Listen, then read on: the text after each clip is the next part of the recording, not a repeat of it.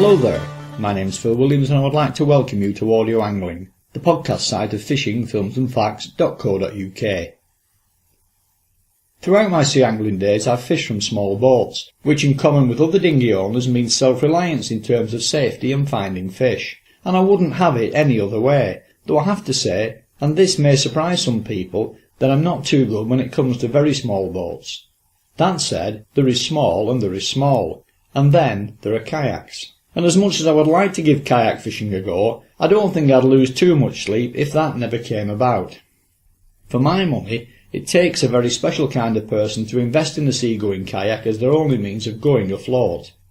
Days lost to weather as a dinghy fisherman are bad enough, so I can only imagine that this particular problem is magnified many times over from a boat you can lift off your car roof rack, carry down to the water, then power out to sea by hand. I'm in the company of sea angling kayak regular Jamie Sooms, whose job it is now to try to reassure and convince me regarding the worries and hang-ups I've already touched upon, of which, as we go along, there are probably going to be more. From what I see, hear and read, fishing from kayaks on the sea seems to have caught on big style. But I have to say that despite my small boat fishing pedigree, I personally can't for the life of me see the attraction. So how do you go about selling kayak fishing to someone like me? The reason I got the kayak in the first place was for the bass fishing. I do a lot of bass fishing off the shore. Basically thought to myself that I can reach a much greater area. That the bigger boats, when I say bigger boats I mean like the likes of the Warrior type, can't get in to fish these marks, and there's a lot of marks around Lusby area that you can't really fish from a big boat close into. And obviously with the kayak you can get right in amongst the reef. You can fish with lures out the back of it, and the bass fishing from a kayak is brilliant. Before we go any further, perhaps we should define just exactly what a true sea-going kayak actually is. Well, you get different types of kayaks. You get touring kayaks. Well, obviously you get the canoe, which you never really say to a kayaker, how's your canoe? It's basically a swear word to kayakers. Don't know why, but it is. And also kayaks as well, you can get kayaks where they're called touring kayaks, where you actually climb into it like you do with a canoe. The ones that us fishermen use are the sit-on-top kayaks. You're not actually sitting inside it, you're actually sitting on top of it. So the kayak's technically moulded with feet, legs, that sort of thing, so you're actually sitting in it, but not actually inside it. So should the unforeseeable happen and you do capsize, you're not actually in the kayak, you're actually sitting on top of it. So you actually fall out of it and you completely detach from the kayak.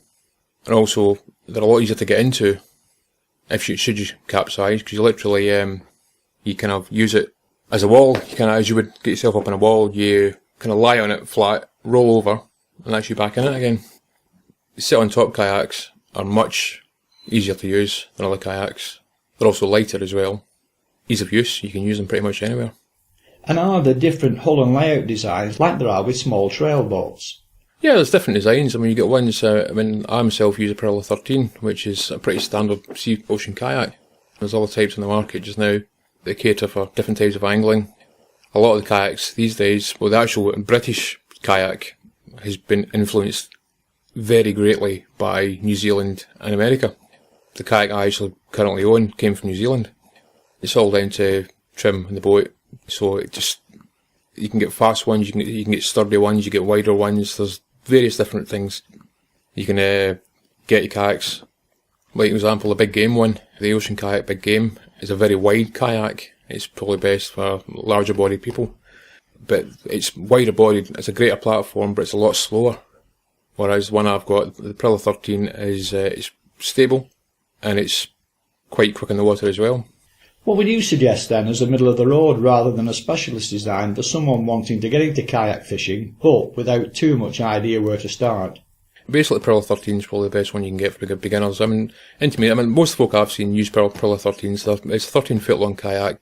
It's stable enough to fish off of, and you get various different ones in the market. You're paying roughly now, the price of kayaks has gone up since I first got mine. I've been having my kayak now for about 5 years. I paid a small amount for it back then because it wasn't as popular as it is now, but you're looking to spend now for a bog standard kayak without the add-ons, you're talking about £800. You can get second-hand ones for about £500, and pretty much the same quality as the new ones, just maybe a bit dirty. They don't really tend to lose quality. What are we talking about here in terms of weight? You can quite easily carry one on your own. It's easier to have two people to carry it, because when you've got it decked out with fishing gear, I've got a compartment behind me that loads you can get Tesco's, you get like a basket type thing that fits snugly into it, with your fishing gear into it, plus two rods in the back, and your fish finding equipment. I mean, that kind of puts the weight up a wee bit more. Usually you would go fishing with two of these anyway. You would take two of these in turns to take it down to the water's edge, which usually isn't that far away anyway. But weight-wise, I mean, you can, as the CMC, you can have it on top of your roof. I've seen a lot of small cars with kayaks on the roofs, and it's just practicality. They're not all that heavy. I mean, I couldn't give you an estimate with the weight, but you can do it on your own. I've done it on my own many times, so it's not a hassle. In terms of manufacturing process, are they moulded, or are they laid up in the same way as a glass fibre boat? They are moulded. They're hollow inside. They are sealed. So it's a hard plastic outer shell with airtight inside, so it's a one-piece platform. And what are we looking at here in terms of integral dry storage for cameras and the like? But the actual sea fishing kayaks, there's not actually a great deal of compartments. Like I say, you've got the compartment at the back, an indentation where you can put your tray into that contains all your fishing gear, but you do actually have a dry case at the front, which is practically used for if you are touring in it. It's not accessible when you're fishing, but when you kind of beach, you can get into access it that way. I take it there is a range of optional extras you can also choose to buy and fit.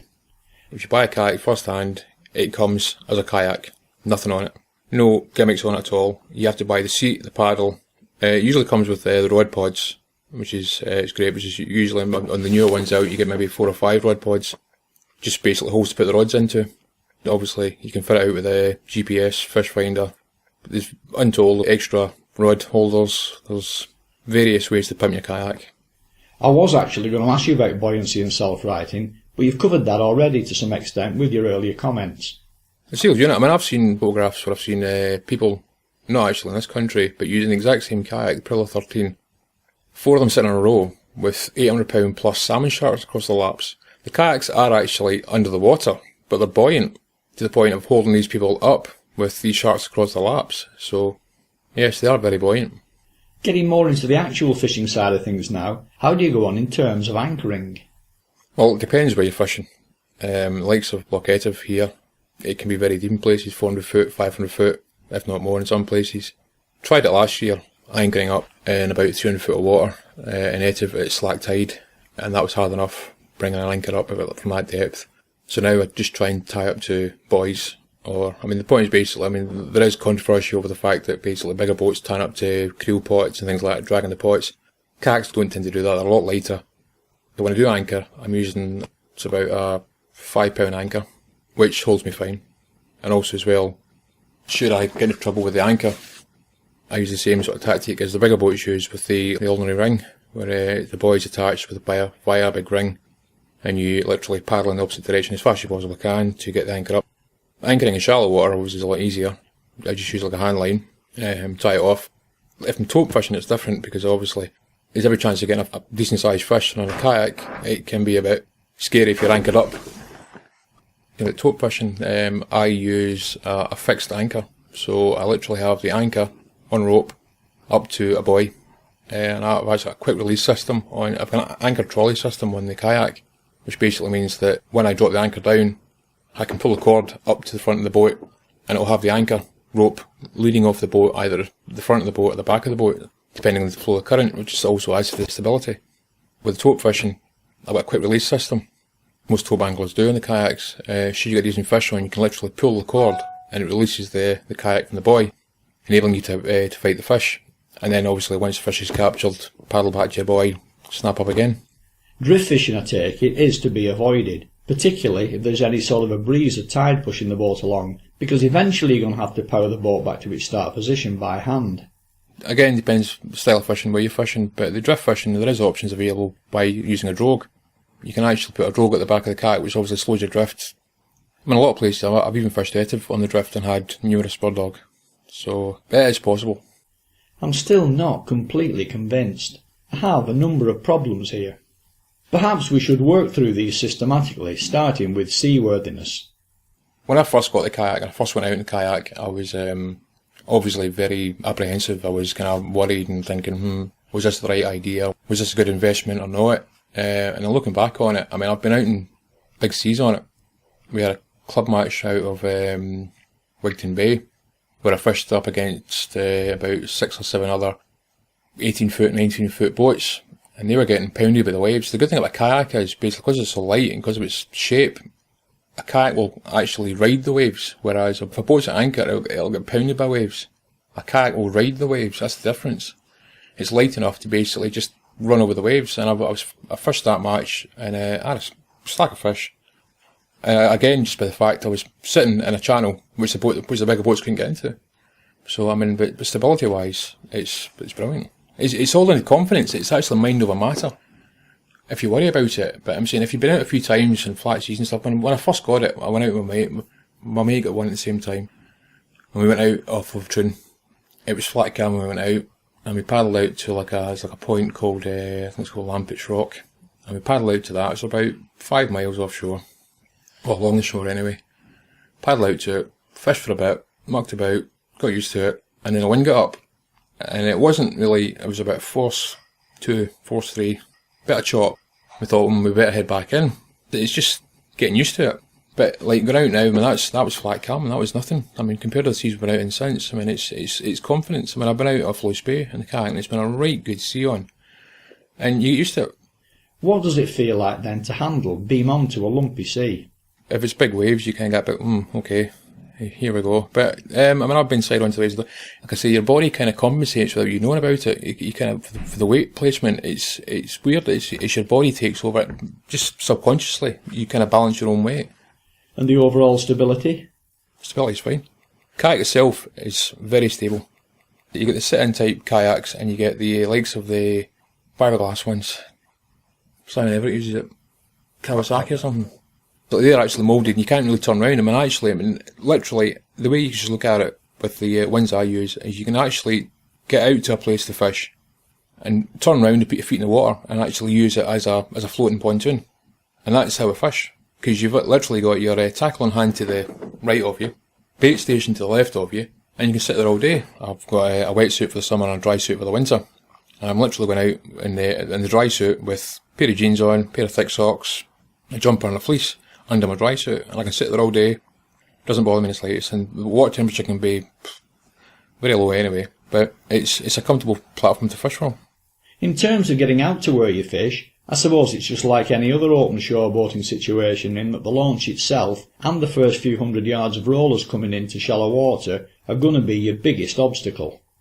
Well, basically, that's the most daunting thing actually, is when you're launching off a beach and you get rollers. Once you're out past the rollers, it's fine, and even coming in, I mean, it takes a bit of experience coming back in, especially when you've got a swell coming up behind you. You get the waves coming in behind you, and it'll literally lift the kayak up and take you in. So if there's a side wind blowing, or if there's a different current, it can turn you around, and if you're literally side on to the waves, it will roll you. It's down to basically steering with your paddle. You literally, if you obviously put your paddle into the right to turn right, and paddle into the left to turn left, and basically the deeper you put the paddle, the quicker you can turn. And I have once managed to capsize it, worrying about the fact of coming in. I've literally capsized in about a foot of water. But once you're past the initial getting out off the beach, it's fine. If I'm being honest, my biggest worry would be having no mechanical power. Everything in terms of movement is down to you personally, so how much of an energy drain can paddling be? Paddling, you get people that go out the first time and they'll literally really power into a paddle. There's no rush to get anywhere. You're not rushing to get anywhere by a certain time. I mean, go out in the kayak, it's literally, you're out there for the day. And a nice, easy paddle gets you out to a mark. There's no intensity involved in it. Do you carry spare paddles? No. Do you ever break or lose any? No. The actual paddle's attached to the kayak by a lanyard. But it's obviously like where most small water sport vehicles, if you've got some sort of lanyard that basically enables you to get it back in again. What about choosing directions of tide to go with, rather than working against it? Again, it depends on the venue. I mean, like, if you're first in the Solway area, down Lois Bay area, for example, Sandhead, yes, I would pick the tide there because the sea goes out for about a mile. I do have a kayak trolley, which I put the kayak on and drag it down to the sea, but it's much easier just to have it basically the sea right in front of you to launch from. What about fish handling? You're going to have to play a fish over one side or the other, which presumably brings balance into the equation. How do you compensate for this? Basically, I mean, the biggest fish going to get on it is either going to be a skate or a tope.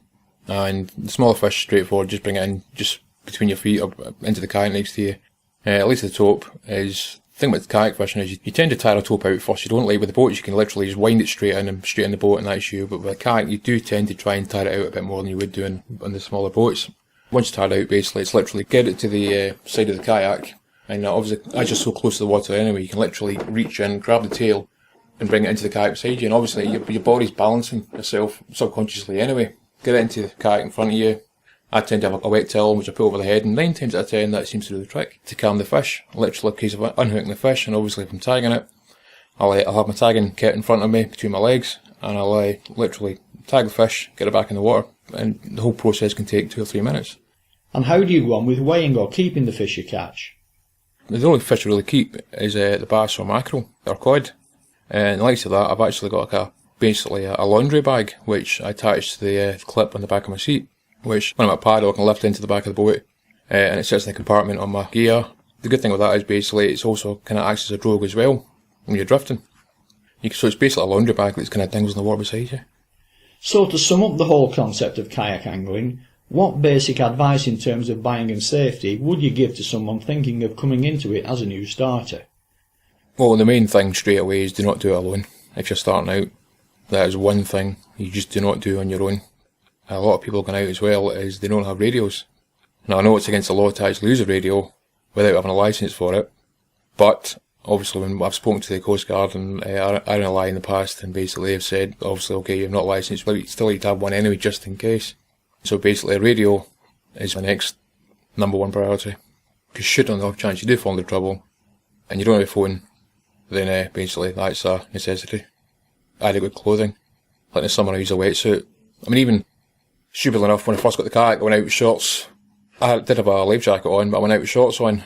You don't realise basically when you're out in the water in the summer, you can get absolutely fried by the sun. So obviously adequate protection. But obviously in the winter I use the dry suit. It's not a cheap hobby. Wetsuit wasn't that expensive, but the dry suit I had to wait 6 months for it to get delivered. It came in about £700. But again, it's peace of mind. I mean, I can go out in that dry suit.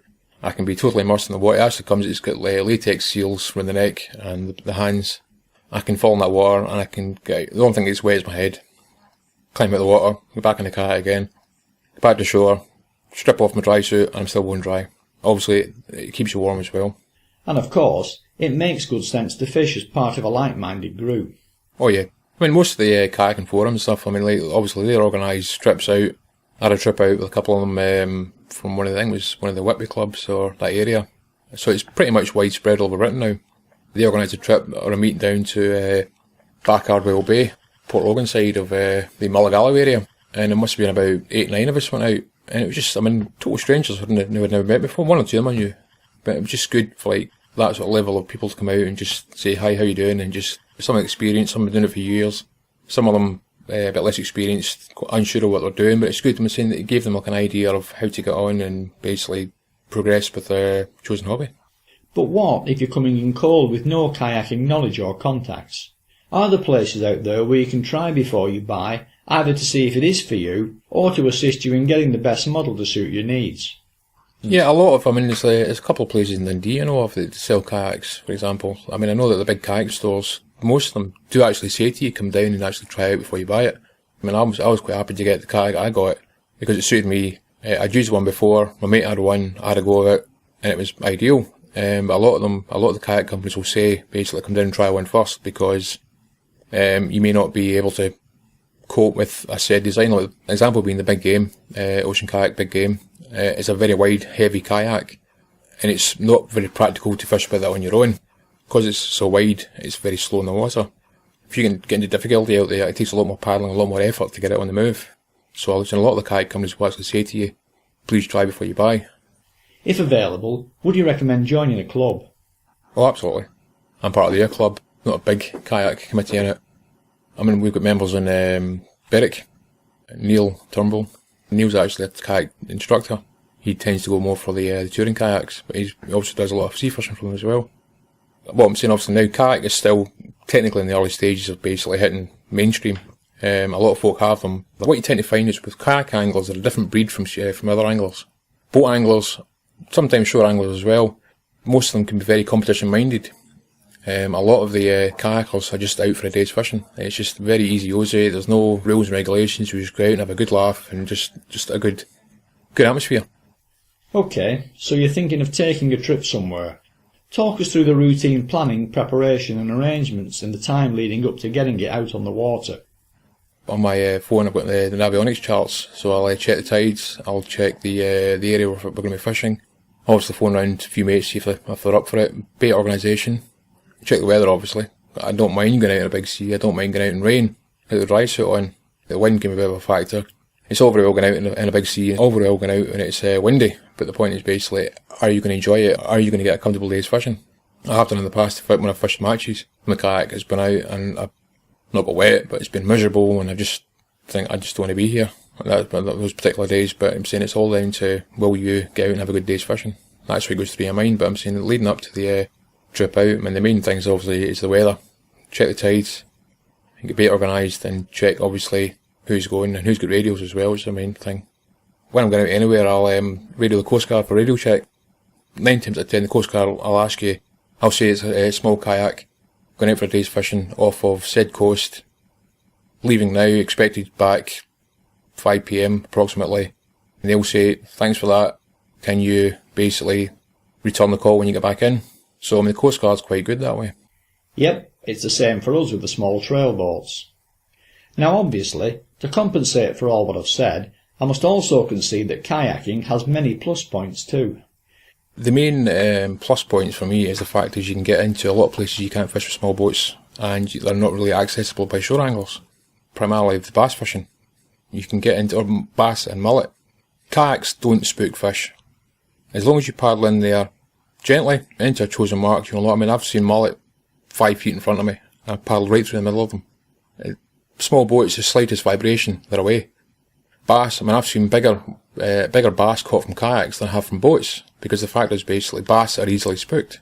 And that to me is a plus point for the fact is basically I can get into these marks where bigger boats can't.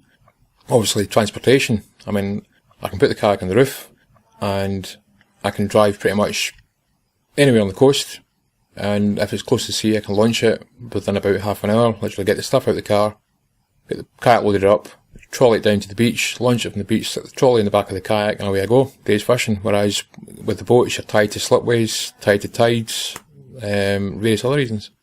Obviously as well, there's no fuel costs, apart from the case of Mars bar for your own energy, but that's about it. But maintenance wise, there's literally give it a wash down overnight when you get back in, that's pretty much it. Salt doesn't affect it in any way. Storage wise, they're quite easy to store. With a boat you kind of takes up your driveway, your garage, whereas with a kayak you can leave it in the back garden or you can stick it in the garage. Takes up no space whatsoever.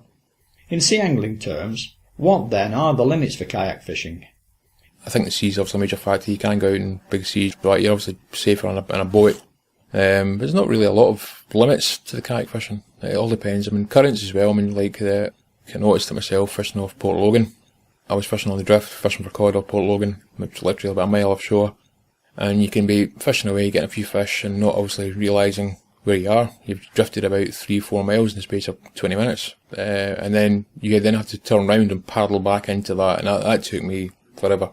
That's one of the drawbacks about using your own power. Apart from that, there's not really a lot of limits you can come up with. What about restrictions in the size of fish you can target? There's not really any restrictions either. I mean, obviously, you won't be catching great whites off them, but like I say, I have seen people catching on YouTube, various places. I've seen people catching 800-pound salmon sharks, marlin, sailfish, all from kayaks.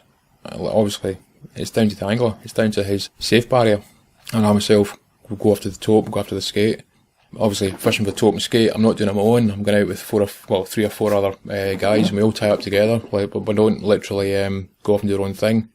We'll literally have maybe a line of us, 3 or 4 of us, all tied up together with about 6 foot, 7 foot in between us. So if fish comes on, we'll obviously kind of pull up to each other and kind of help each other out. What's the biggest skate that you personally have had from a kayak? My biggest skate wasn't very big, it was only 60 pound. But I've seen, I think my friend Loz actually, I think he holds the record, the biggest skate of a kayak. I think that was about £200 plus or something, but it was that was in Crinan. And no balance or buoyancy problems?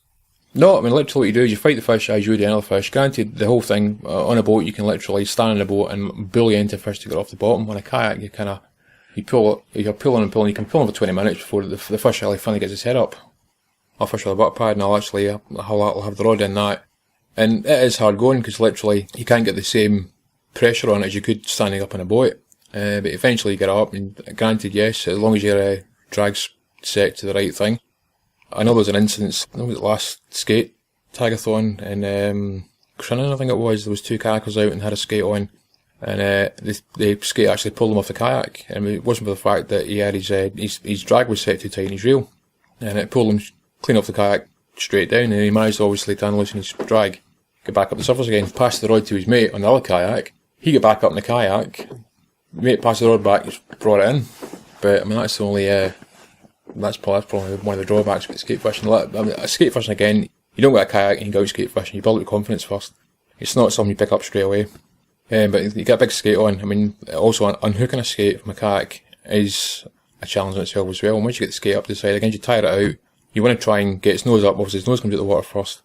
And you want to try and turn the skate round, so it's basically, its mouth's pointing out, head against the side of the kayak, and you want to have the white side facing out, so you can literally pull the fish either, which most folk tend to do, is just get it to the side of the kayak, unhook the fish, release it, go on. Tagging it from a kayak's different matter. You don't tend to tag fish from a kayak. What do you think about the idea of a separate kayak angling records list? Technically, I mean, most of the kayakers aren't really that way entwined anyway. They're not really bothered about records and stuff like that, they just go out for days fishing. But I mean, like, technically, if the way you look at it is, I look at it as, it's a small boat, so it should be under a boat record. And what about the fishing for you, personally? How has that gone? Well, basically, my main target, like I say, with the kayak was primarily for the bass. I mean, I love bass fishing, I love plug fishing for bass. Spinning a light lure out over the kelp, which you can't do from the shore. A nice floating lure over the kelp. Secondly, obviously, you go out and catch mackerel from them, which is just good for the bait for the winter. Cod, I'm still in the process of waiting for winter, for a nice westerly wind on the east coast to go out and catch wee cod. I love cod fishing off the shore, and I've seen a few folk doing it last year off the east coast and catching some cracking big cod. The good thing about that is basically they're only out 50 yards. Literally out in scales that you can't get access from the shore, and fishing deep gullies and catching bumper cod. And that to me is very appealing. Obviously taupe, smoothhound, rays, a lot of pollock, wrasse. There's not really any limits on sea species. You can't get off a kayak. Obviously, I wouldn't go out in the Irish Sea for the blues, and that's a bit kind of out of my safe level there. But apart from that, there's not really many species you can't target from a kayak. Overseas, I've got a couple of friends in Florida who regularly out in kayaks, and they'll fish the tarpon off the kayaks in the flats, and that is very appealing because you're only fishing about 2 foot of water, and you hook into a tarpon which are in excess of £100 plus, and they will take you for a merry dance through the Florida flats for many a mile. Now that is very appealing to me, and I'm out in Florida every year. I do a lot of fishing on the boats out there, but the kayak fishing is just, again, it's been over there for a few more years than it's been out over here. It's been quite mainstream out there, especially in the Keys. You find a lot of folk now, they'll basically hire out kayaks for days fishing and so on and so forth, and it's been a much bigger, and also New Zealand as well, it's been a much bigger sport out there than it has been over here in recent years. No unachieved ambitions or targets? No, I like taupe, as I'm saying. I'm not going out to basically catch records. Don't get me wrong, the fact of going out fishing in Crinan or Soonert for a skate and getting one at £200 plus scares the bejesus out of me. I'm quite happy to go out and catch fish up to £100. But the fact of getting a fish that size, it's not the fact of basically getting up to the boat, it's the fact of fighting it on a kayak, because I'm saying, I mean, literally do tend to fight it longer on a kayak. Catch one skate and actually finish the rest of the day. It is for me anyway, even in the dinghy. So what, in your opinion, is the future for kayaking? Well, I'm seeing more folk are getting involved in it more and more every year. You've seen now in the magazines, a lot of magazines now are doing kayak sessions. It's picking up gradually, and I think when folk realise the actual scope, don't get me wrong, a lot of folk will go out in calm weather. They'll just be fair weather fishermen, go out in calm seas and catch bass, and that will please a lot of folk. Once you get all the gear, once you get past getting all the gear, the dry suits, wet suits, kayak, trolley, GPS, fish finder, all that stuff, once that's done, it's there. And literally, going out, it's a cheap way of going out. It's just a cheap night's fishing. You can go out, literally, off your harbour, off your beach, fish for a couple of hours, back in, That's you, and it's just a nice cheap night out. And I mean, I fish quite a lot off of Troon Bay. I'm on. I'll go out and I'll fish 3-4 miles offshore. Not a great deal of fish, occasional cod, flies, mackerel. But I find it very ambient out there. I mean, everyday life can be very stressful when you get into kayak and you can be out there on your own, miles from shore, and it's just such a stress relieving feeling. Have you, or anyone you know, ever thought of putting your kayak aboard a bigger boat to take you offshore for some of the open water species such as, say, blue sharks? This has been discussed. My mate, Willie and Stuart, they own, I think it's 50 foot, and we have discussed in the past about putting my kayak in the back and literally motoring out to a spot, dumping me off, and me fishing out there, but basically, it's not really the same. I'd sooner paddle out to a mark. It would be an opportunity, though, to at least have a crack at the blues, don't you think? Yeah, but I'm saying the blue sharks, I mean, I know that they can go at a rate of knots. When you're getting towed by a big fish, but tow are quite good. I mean, tow, they'll fight you, they'll hit you hard first, and then they'll run for a good 20 feet, and you strike into it, and they'll run, and they'll let you literally, if you feel it's a good fish in the kayak, I mean, I fish with braid, obviously, for bite detection in the kayak, and the first 20 feet of the run, great. You hook the fish, and it runs for another 30 feet. You can tell if it's a good fish, you'll pull the anchor release, and away you go, and it'll literally tow you 100 feet, 200 feet, and then you'll gain some line on it. And bear in mind, if you're fishing low speed for the top, you're only fishing 20 feet of water. So they can't swim down, it's not deep. They'll literally swim away from you. And that is great fun. It's just a really nice day out. What about the less pleasant days? We all get them, regardless of boat size. Mishaps, miscalculations, sheer disasters too. You must have had a few. Not really. If it gets really unpleasant, I'll tend to paddle in. It's been a couple of times, like, if I'm out in Troon Bay and obviously the ferry comes in, and you get the backwash off the ferry, and that can be a bit daunting if you're anchored up and you don't hear it. I mean, you don't actually even hear a swell if it's middle of summer, and it can be a flat cam out there, not a ripple in the water. Then out of nowhere, you'll get a 10 foot, 15 foot high wave just come up behind you. Especially if you're anchored. If you're not anchored, you literally just turn the kayak into the wave and ride the wave. If you're sitting side onto that, that'll take you over. Which hasn't actually happened to me yet. Because fortunately enough, I fish with the radio. And local harbours basically, Channel 14 for the Troon Harbour, they'll give you an advance warning there's a ferry coming in, so you can basically up anchor and turn your kayak into the swell. I mean, I've seen folk, I haven't had the balls to do this myself yet, but I've actually seen kayakers paddling out into the wake of a ferry on purpose, just for the sheer fact of hitting the waves. I mean, the actual sit-on-top kayaks, I think they actually spawned from the surfers. Surfers in California use the same sort of thing. They actually surf in these sit-on-top kayaks. They'll actually paddle out into a surf and actually ride surf waves in these sit-on-top kayaks. So one night somebody phones you up thinking of buying a kayak for fishing at sea, but still with some personal safety reservations. What can you say to try to reassure them? I mean, I'll never go out on a kayak without a PFD, a personal flotation device. I've got that's on me at all times, no matter what the weather is. Dry suit or wetsuit, that's always on. And I've never actually tested it yet. When I first got the kayak, we went out, just bare kayaks, just the gear, just to see if we get back on it again. You kind of do that when you first get it. It was going to roughy sea, we just went out off of air, just mucked about, 50 yards offshore, kind of rolling out the kayak, getting back on it again, and surprisingly enough, I mean, I was kind of worrying about that, getting back on it again. You do it 3 or 4 times, your arms get a bit tired, and it's like, can I do this? It's actually surprising. I mean, actually, what you do is you put your hands either side of your seat, and you use it as you would jump up on a wall sort of thing. You kind of push the kayak down, and you bring your stomach up onto the seat. Once you're lying across it, you just literally turn round, turn over, roll over, and that's you technically on the kayak, and just sit up. And that's straightforward. I mean, like, obviously with a actual climb into a kayak or canoe, it's much harder to get back into the kayak again, so you can be out at sea for, I mean, that's the whole point to me, is safety. I won't take any chances. If I know I can go out, if a safety is fishing, I'll do it. But if there's any reservations that something might happen here, then I'll give it a miss. Well, I'm saying the good thing about the kayak is it is very buoyant. It's not going to take on water. I mean, there's been times where you got a big swell comes over it and it literally covers the kayak. It's not going to sink. Unless there's a hole in it, which I've never seen yet, it's not going to take on water. I mean, you've got scupper holes under your feet where literally just when you're paddling, it kind of drains away the water that's in the kayak already, which can be plugged. But I've never seen a kayak yet that's basically taken on water and sunk. So you would recommend it? Oh, definitely. And so would a lot of other people out there too.